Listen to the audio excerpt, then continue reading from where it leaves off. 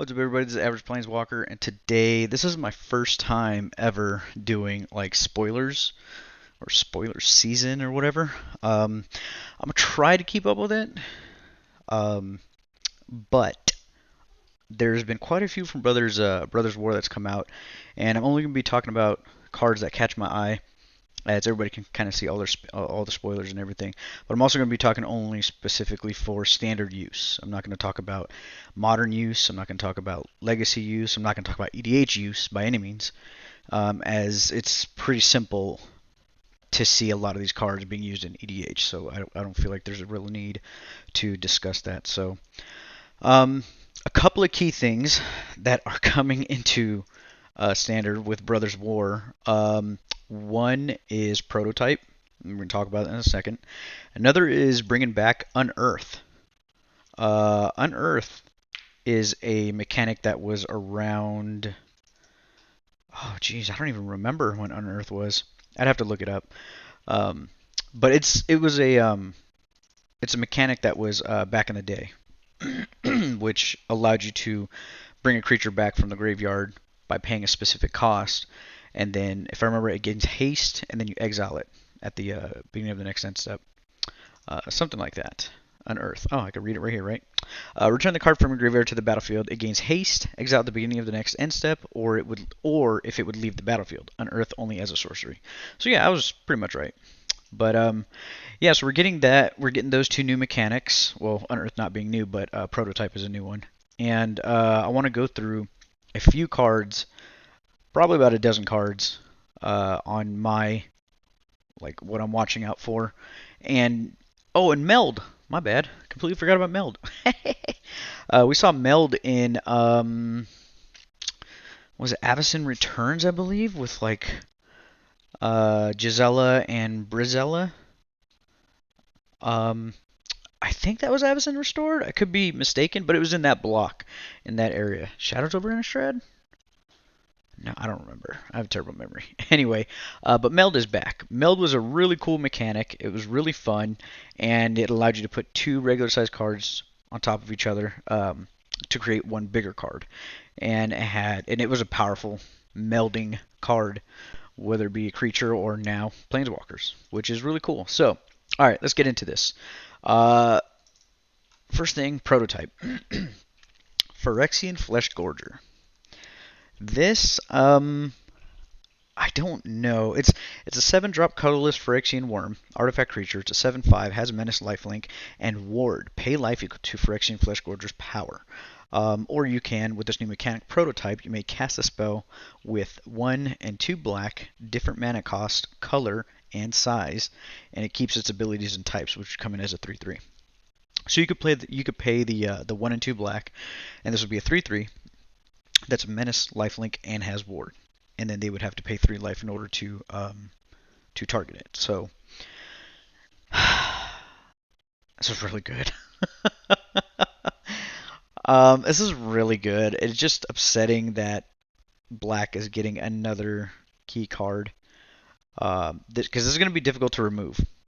You're going to have to take some damage in order to get rid of this. And it can go in any deck. And as we've seen with Invoke Despair, I'll bring that up a lot. I don't care.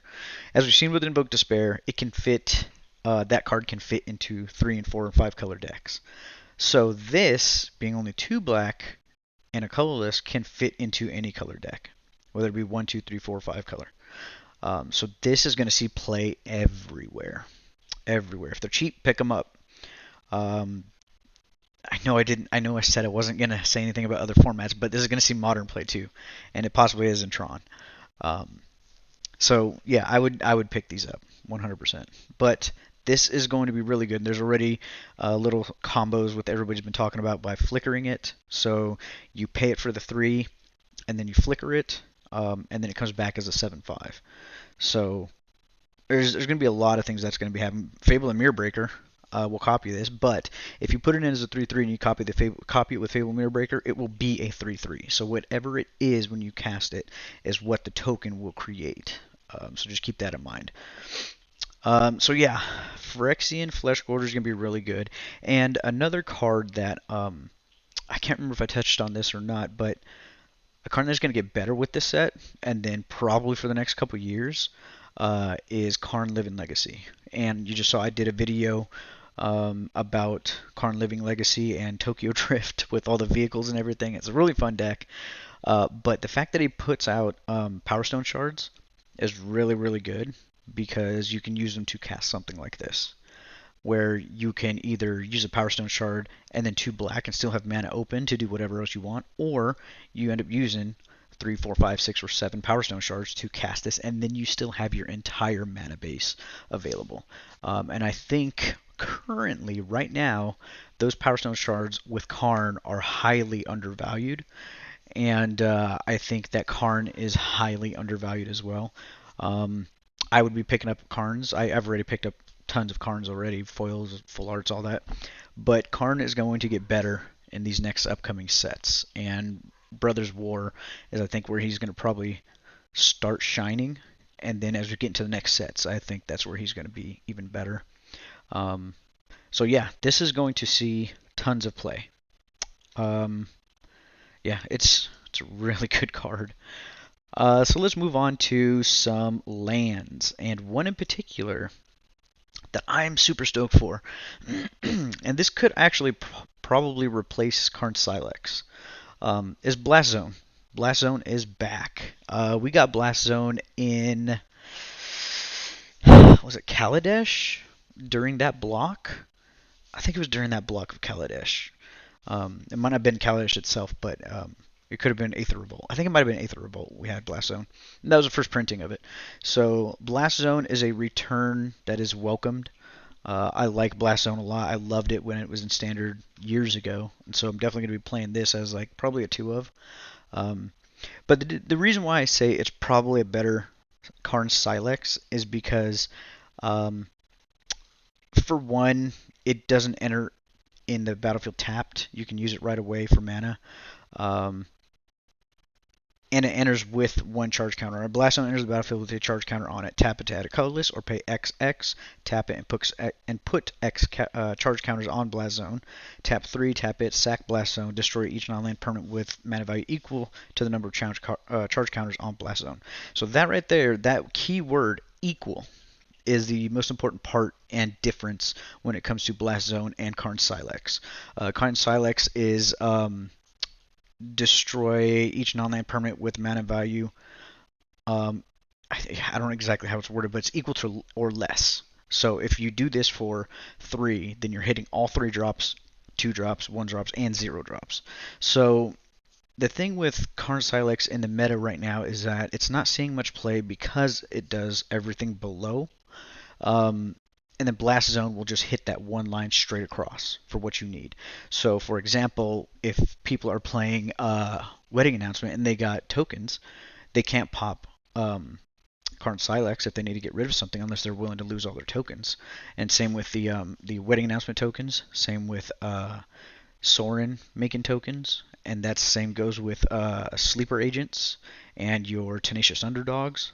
And then in the case of me playing Karn Living Legacy, that gets rid of all my Power Stone shards because it's a non-land permanent with converted mana cost 0, so it would hit 3 and 0.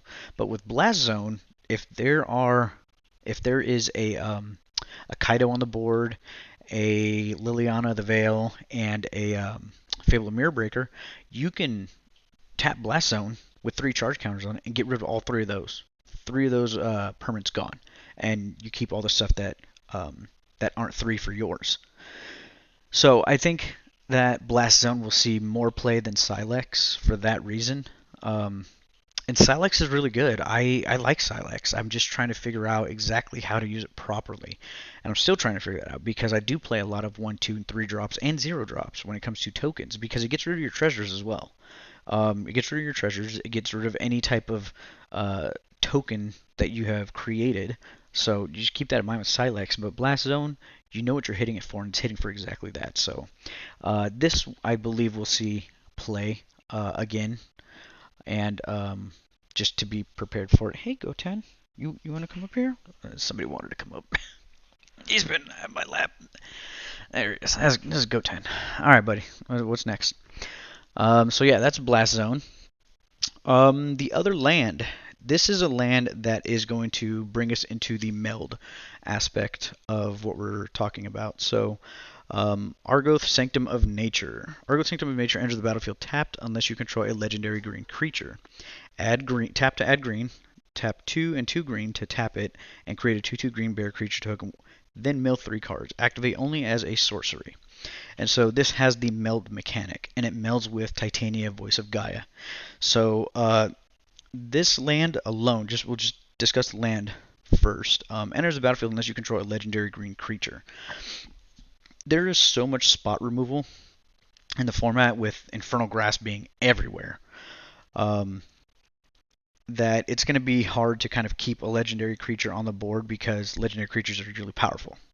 So if you can, great, but I would not keep this card, or excuse me, I wouldn't go into playing this card thinking that it's going to be untapped every single time. Just be aware that it's going to come in tapped majority of the time because you might have it on turn 1, 2, or 3. And as far as I know, there aren't very many 2 and 3 drop legendary creatures, so just keep that in mind. If you need to, it's a token generator, which is really good. So it just makes a 2/2. You'll have to mill cards, and this can only be used as a sorcery, unfortunately. So you can't do it in response to block phase or anything on your opponent's turn when they go to attacking.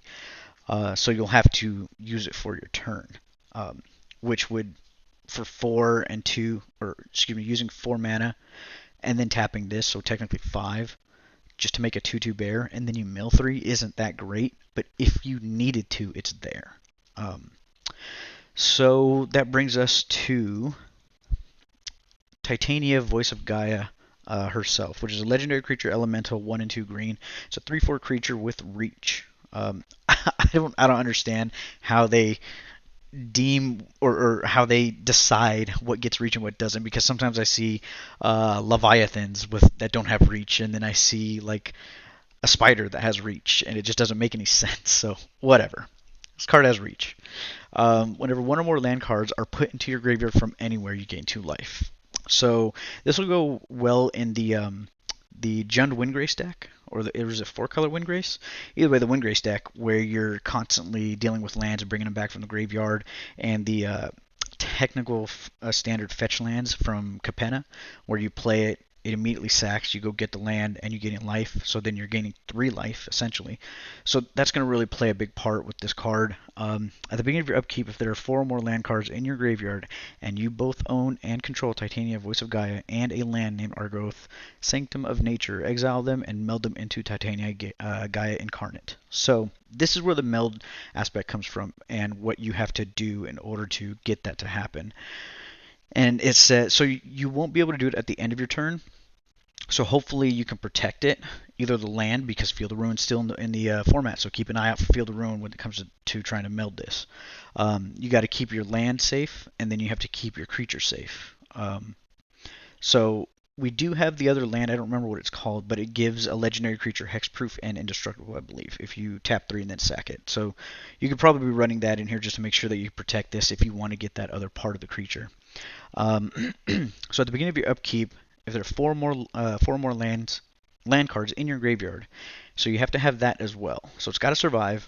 You got to have the land, and you have to have this creature, and you have to have 4 lands in your graveyard. And then at your upkeep, this will meld into Titania, Gaea Incarnate, which is a legendary creature, elemental avatar, vigilance, reach, trample, haste. Stats are stacked. That's really good. That's really, really good.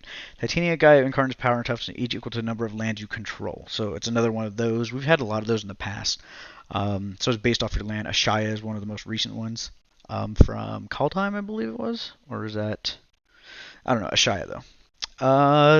When Titania enters the battlefield, return all land cards from your graveyard to the battlefield tapped. So this is going to bring all those fetches back that you were using earlier in the game, or maybe you used a Field of Ruin early in the game. That'll come back. Maybe you used a Blast Zone early in the game, and it's going to come back. So you got a lot of triggers and a lot of possibilities you can do when this activates. Or excuse me, activates when it triggers. So you can also tap 3 and a green to put 4+1/+1 counters on target land you control, and it becomes a 0/0 elemental creature with haste, and it's still land. We've been seeing a lot of this lately in Standard, where you're turning your lands into creatures, and I've never been a fan of that. I think the new mana dork elf, it's 1 and 2, can tap for any mana, but he can also turn one of your lands into a 4/4 creature. So, and I think the green blue, what's her name? Not Titania. I think she's a merfolk. Oh, she's on the tip of my tongue. But I believe she turns her lands into creatures as well, and then she gives them flying vigilance, I believe, or just flying.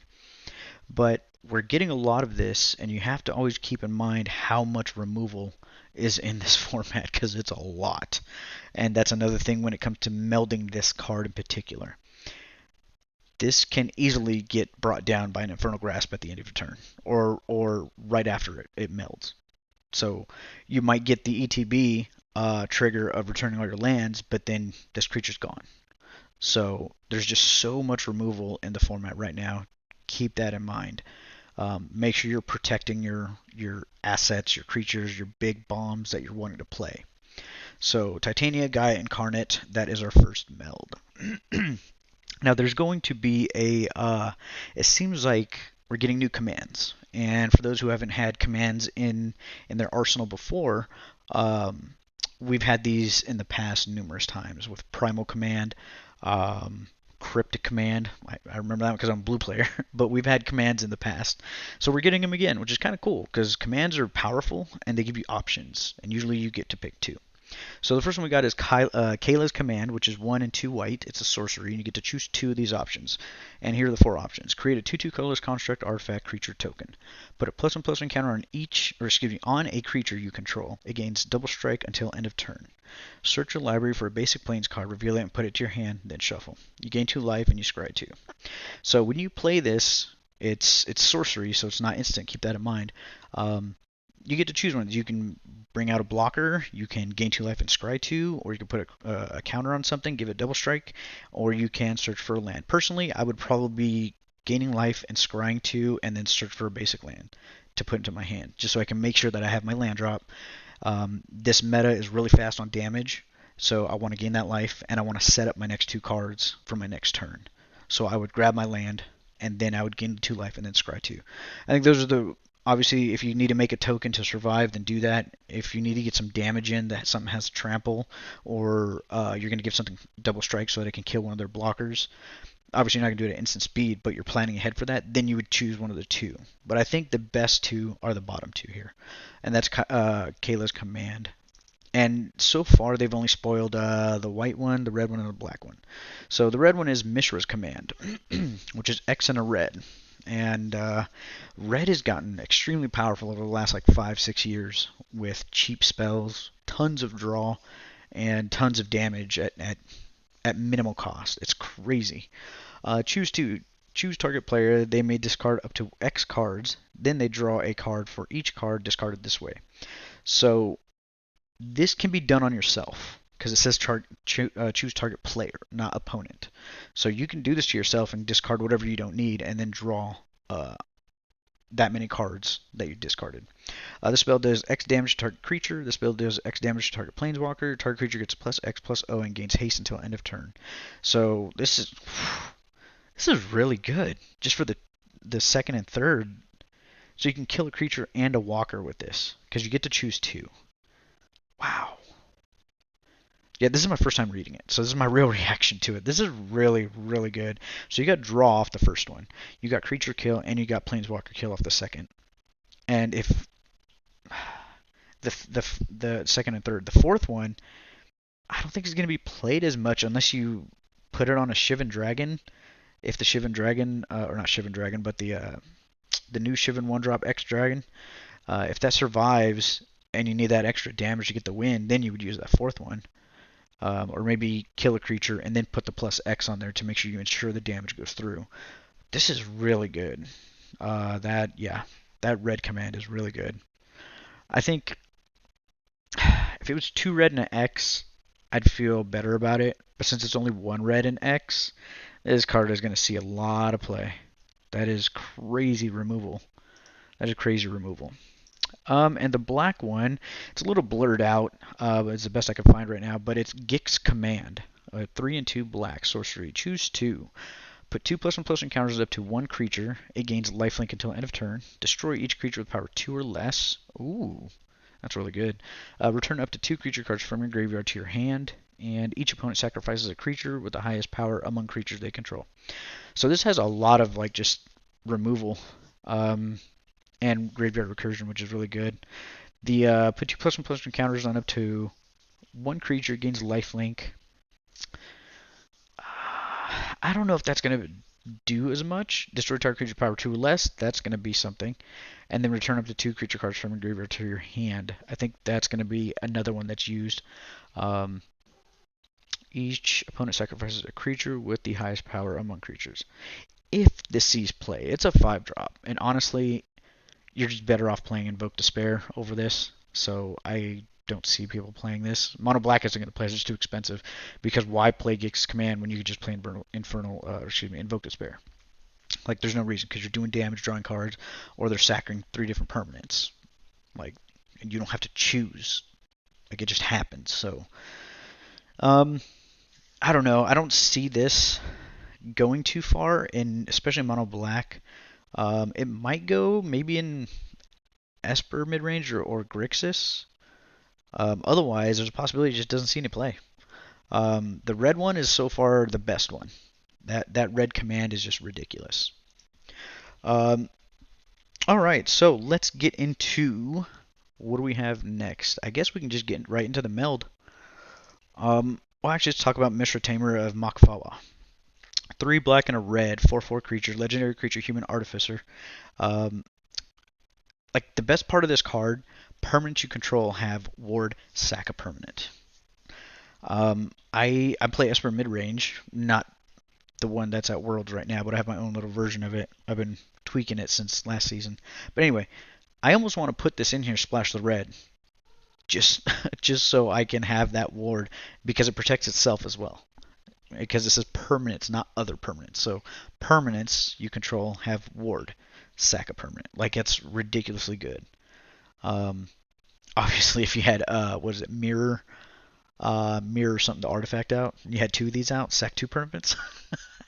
That'd be hilarious. Maybe we'll make some jank like that, where we just put in a bunch of mirrors and put a bunch of Mishras in the deck, and then say, you know, good luck getting spot removing everything. Just get rid of a permanent. It also has each artifact card in your graveyard has Unearth, so that's pretty good. There's a lot of artifacts, there's a lot of artifact creatures, and in this new set, there's going to be a lot of artifact creatures coming into it, into the meta. So the Unearth for artifacts in your graveyard is really, really good, and it's Unearthed for only 3 for each of them. That's crazy. So you can just unearth the worm as a 7/5 from your graveyard. Like it's really, really good. And if I remember right, if you were to unearth it and then flicker it, it would stay. You wouldn't have to exile it because now it's a new copy of the card, so you don't have the unearth effect on it anymore. I could be wrong. Let me know in the comments if I remember right. I haven't dealt with flicker since like old Innistrad when we had Cloud Shift and all that stuff. And we had a lot of flicker stuff. Okay, I'm back. Sorry about that. Mike died. That's why you see the cord now. Anyway, yeah, the unearth aspect of this card is really good, actually, now that I read it again. But the ward is really dope.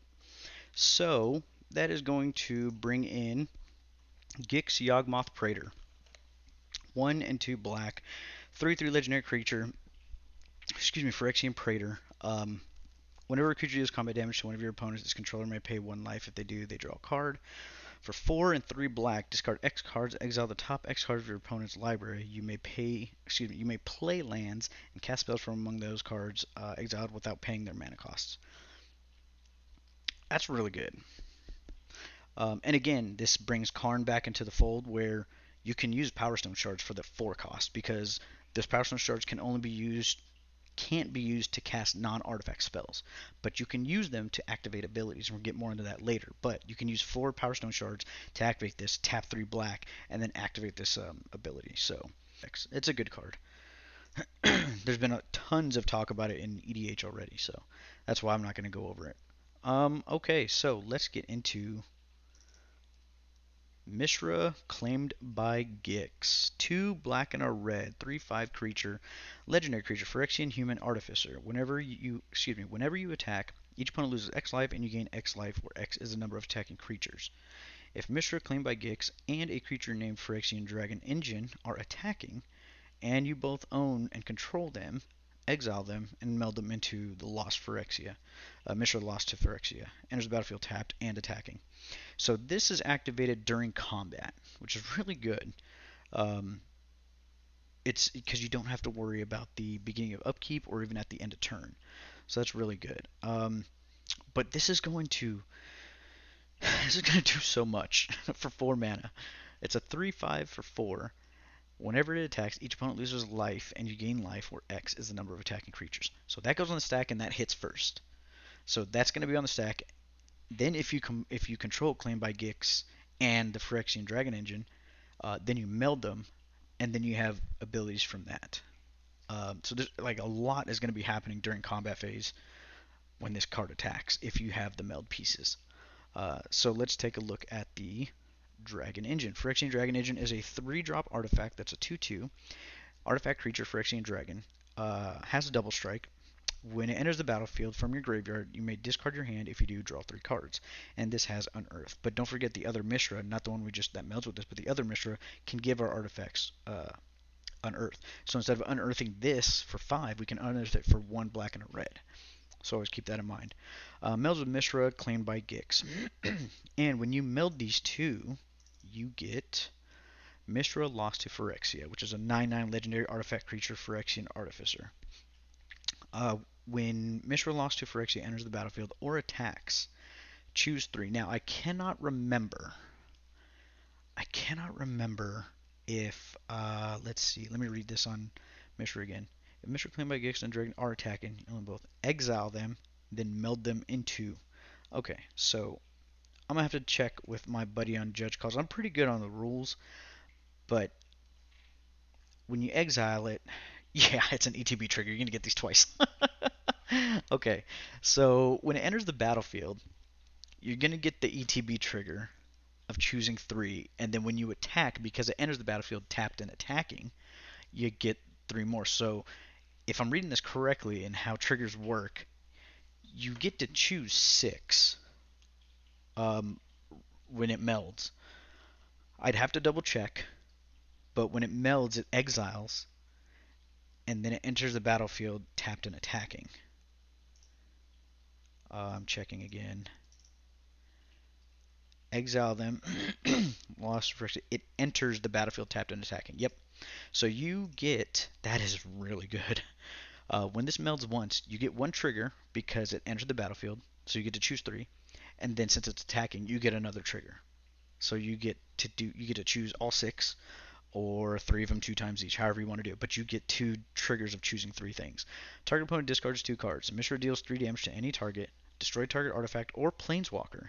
Creatures you control gain menace and trample until end of turn. Creatures you don't control get a -1/-1 until end of turn, or create 2 tap Power Stone tokens. So you can technically just choose all of those on the first time melding. But depending on the situation in the board state is obviously what you're going to end up choosing. But this card is, oh man, it's really good. And it's cheap. It is cheap to get this done, to get this going. The only thing is keeping them both alive. That's the only thing stopping this thing from getting out of control. And this, I think, this card right here is going to be a mainstay in Standard. This is what's going to define the format. Not the other melding. Not any of the other meldings. This is just going to define the meta. This card is really, really good. So that moves us over to Urza, Lord Protector, which is 1, a blue, and a white. Legendary creature, Human Artificer, is a 2/4. Artifact, instant, and sorcery spells you cast cost 1 less to cast. That alone is just, and he's a 3-drop. That alone is just enough to where you want to just play him in almost any Esper, or excuse me, not Esper, but any blue-white deck, period. Whether you're playing control or not, because you're going to want to be drawing cards and other stuff, so you're going to be wanting to cast those cheaper. So also remember, it costs 1 less. So if you memory deluge, you're going to memory deluge for 3, so you only look at 3. And if you memory deluge for 6 instead of 7, then you only look at 6. So keep that in mind. Tap 7. If you both own and control Urza, Lord Protector, and an artifact named the excuse me, the Mightstone and Weakstone, exile them, meld them into Urza Planeswalker, activate only as a sorcery. Excuse me. Okay, so another point here.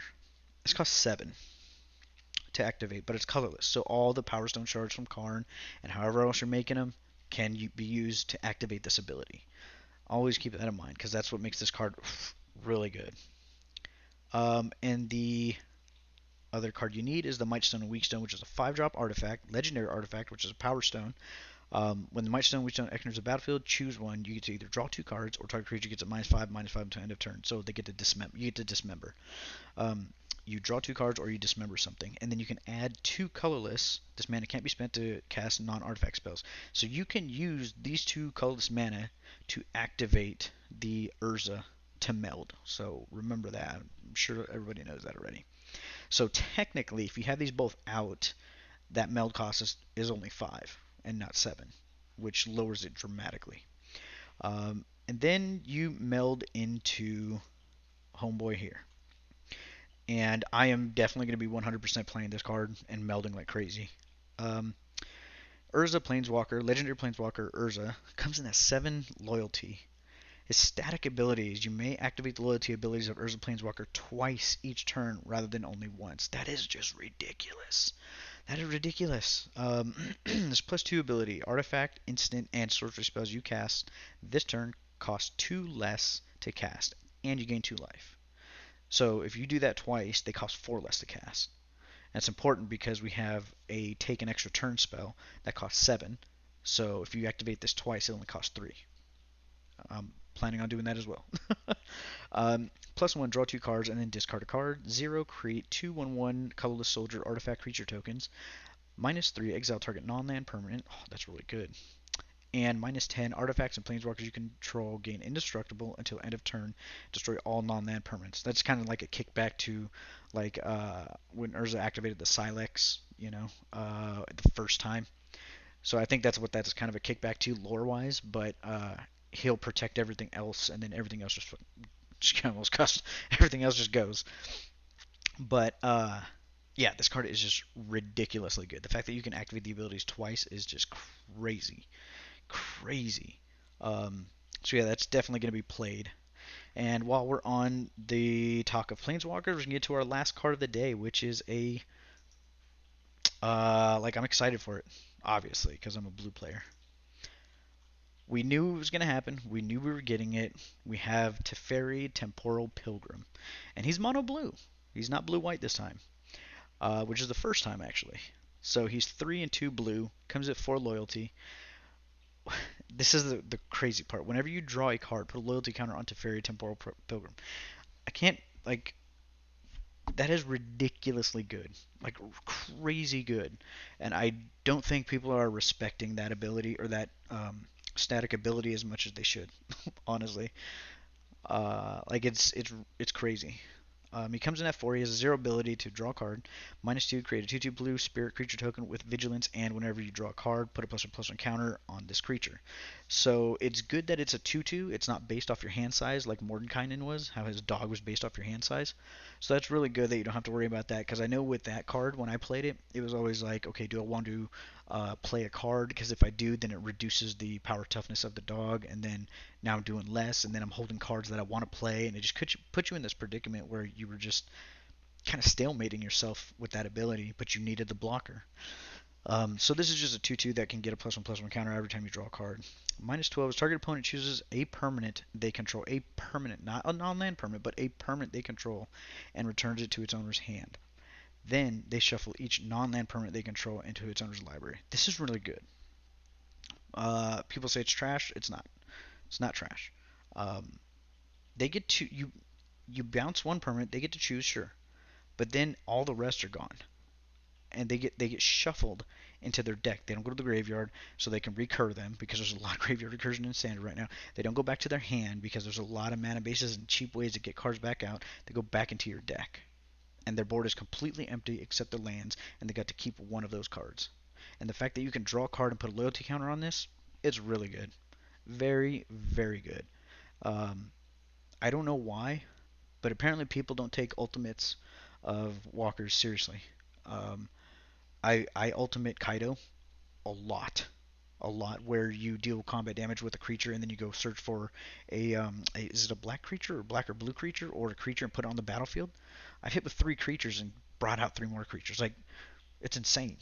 Karn, I've ulted Karn, and then I would board wipe with all my power shards, and then hit him in the face as well, because they all my artifacts, including my vehicles, tap for damage. So I board wipe them at the end of their turn, kill all their creatures, and then on my turn, I deal whatever damage I'm going to do, and then tap the remainder that I have and kill them. I've ulted a Johnny, and I've killed somebody with poison counters. Like, it's crazy. I don't get how people think that just because it's minus 12, like, you won't get there. You're going to get there. You're going to get there really quick because you're going to build your deck based around this, and it's going to be a control deck. And if you're playing this alongside with Urza, good luck. Like, good luck stopping it. So, yeah, Teferi Temporal Pilgrim is really good, and it's going to see a lot of play. So yeah, that's what we got for today. I'll try to keep up maybe another probably a couple days when they release some more spoilers for the season. Looking forward to this set. Um, it's been really fun to look at this set as it's being spoiled. I've been catching up on the lore and everything. The lore is pretty crazy. It's crazy. So yeah, until next time, I'll catch y'all later. Peace.